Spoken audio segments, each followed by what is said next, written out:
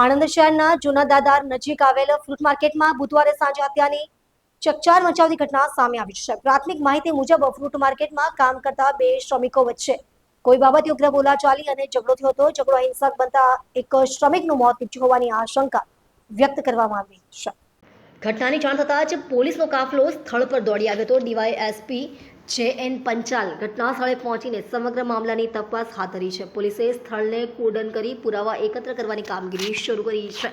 મૃતકની ઓળખ અને હત્યા પાછળનું ચોક્કસ કારણ જાણવા માટે પોલીસ તપાસ કરી રહી છે। મૃતદેહને પોસ્ટમોર્ટમ માટે મોકલવાની તજવીજ હાથ ધરવામાં આવી છે।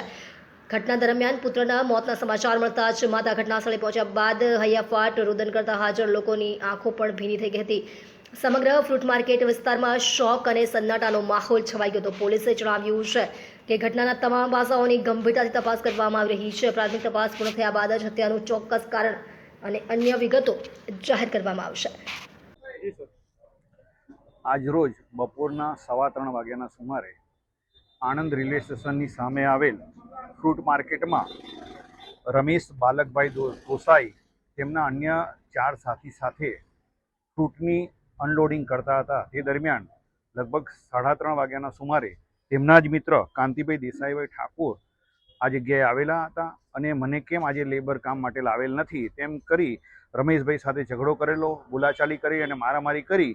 એ દરમિયાન કાંતિભાઈ દેસાઈભાઈ ઠાકોરે પોતાની પાસેનું ચપ્પાથી રમેશ બાલકભાઈ ગોસાઈ ઉપર ઉપરા છાપરી 3 થી 4 ઘા મારી તેમનું મોત નિપજાવેલ છે।